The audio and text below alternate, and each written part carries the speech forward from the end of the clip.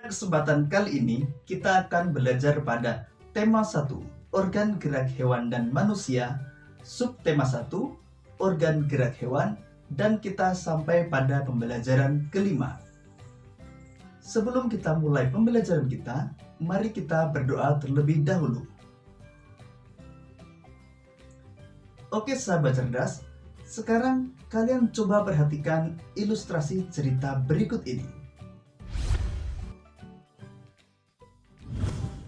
Di bawah kandang kelinci, Edo melihat seekor siput yang sedang berjalan perlahan. Edo pun mengambilnya. Kelinci dan siput sama-sama hewan, tetapi gerakannya kok berbeda ya? Kelinci bergerak lincah, berlari, dan meloncat. Sedangkan siput bergerak sangat pelan. Mengapa bisa begitu ya? Guman Edo penasaran. Sahabat cerdas, Edo penasaran mengapa kelinci dan siput bergerak dengan cara yang berbeda. Bisakah kalian membantu Edo menjawab rasa penasarannya? Sahabat cerdas, mari kita bantu Edo dengan cara mencari tahu perbedaan karakteristik antara kelinci dan siput.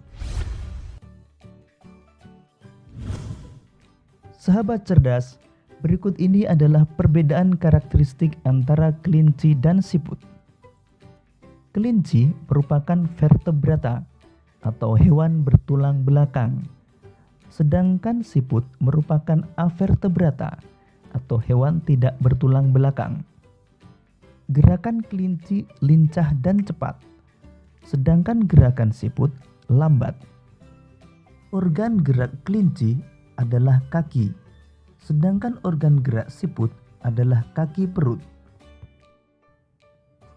Kelinci bergerak dengan cara meloncat, sedangkan siput bergerak dengan cara seolah-olah merayap. Kelinci tubuhnya dipenuhi bulu halus, sedangkan siput tubuhnya dilindungi oleh cangkang.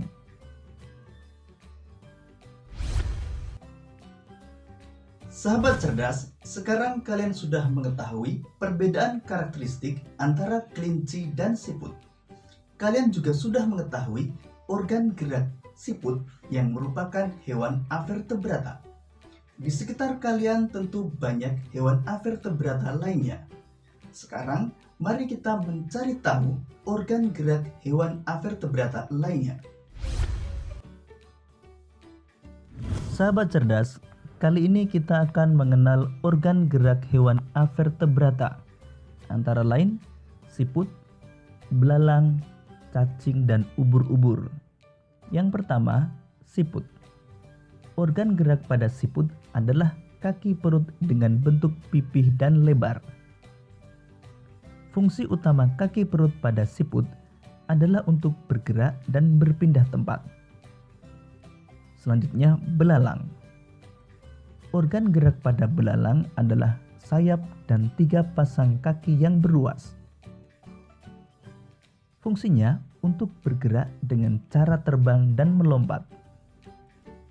Yang ketiga, cacing. Organ gerak pada cacing adalah otot perut yang terdiri dari otot melingkar dan otot memanjang, serta dibantu dengan organ seta.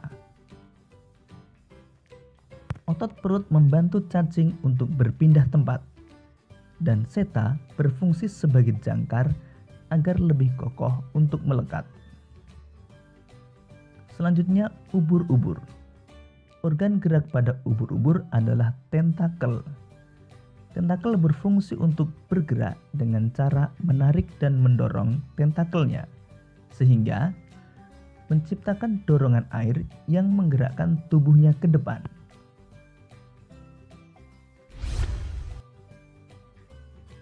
Sahabat cerdas, bagaimana? Menarik bukan belajar tentang organ gerak hewan avertebrata?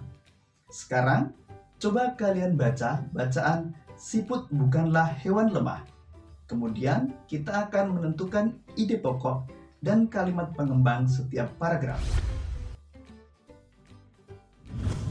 Sahabat cerdas, Kali ini kita akan menentukan ide pokok dan kalimat pengembang pada bacaan siput bukanlah hewan lemah.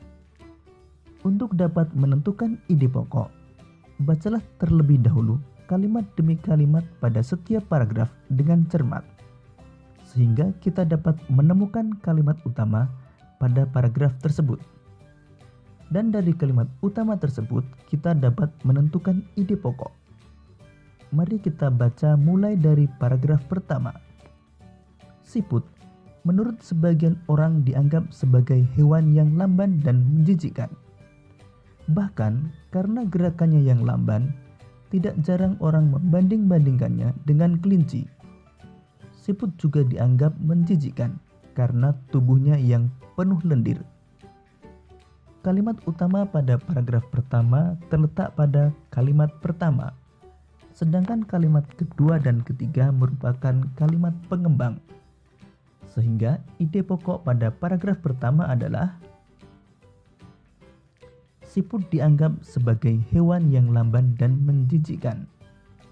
Paragraf kedua, sebenarnya siput memiliki kelebihan dan keistimewaan. Kelebihan dan keistimewaan siput ini merupakan karunia Tuhan yang tidak dimiliki oleh hewan-hewan lain. Apa saja kelebihan dan keistimewaan tersebut? Kalimat utama terletak pada kalimat pertama. Kalimat kedua dan ketiga merupakan kalimat pengembang.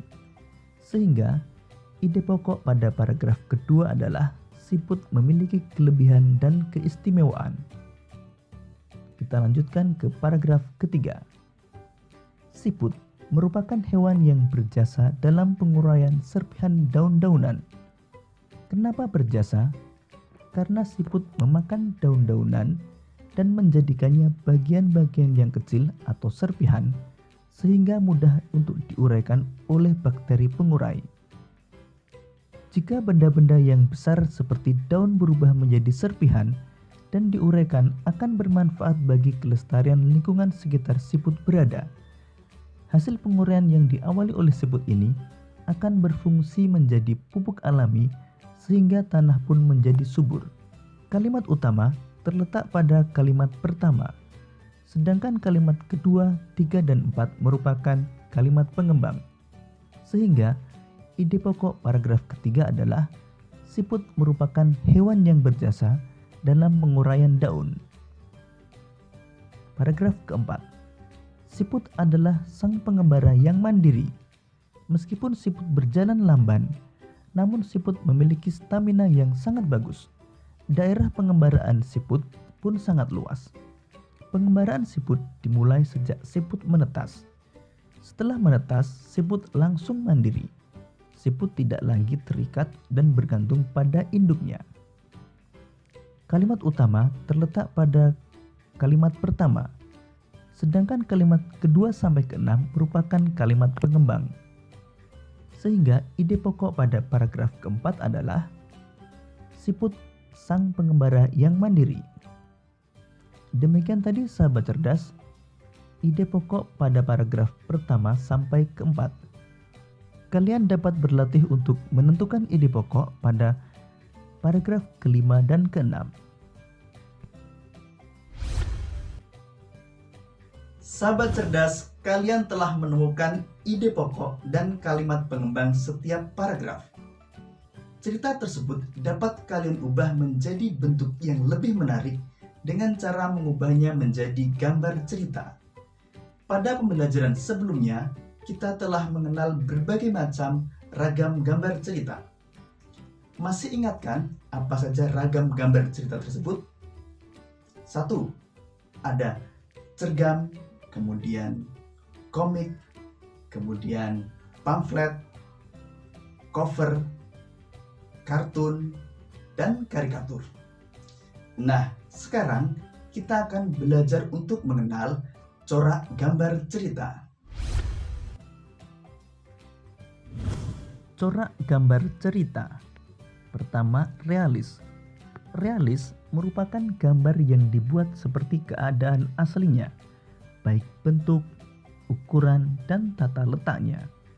Contohnya, seperti lukisan berjudul Kapal Dilanda Badai karya Raden Saleh.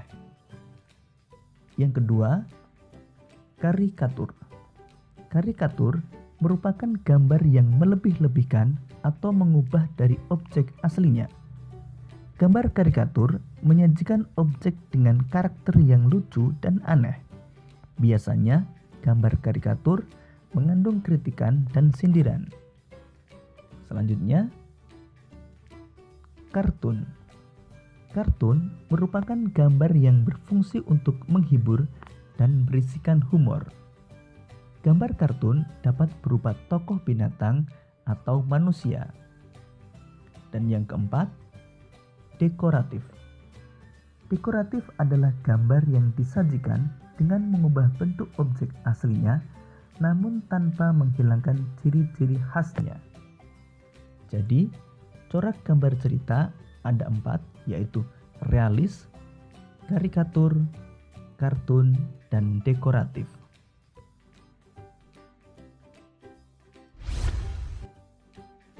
Demikian tadi sahabat cerdas pembelajaran kita pada tema 1, subtema 1, dan pembelajaran kelima. Hari ini kita telah belajar tentang organ gerak hewan avertebrata, kemudian menentukan ide pokok dan kalimat pengembang, serta mengenal berbagai macam corak gambar cerita. Semoga video ini akan membuat kalian semakin semangat dalam belajar. Sampai jumpa pada pembelajaran berikutnya dan selamat belajar.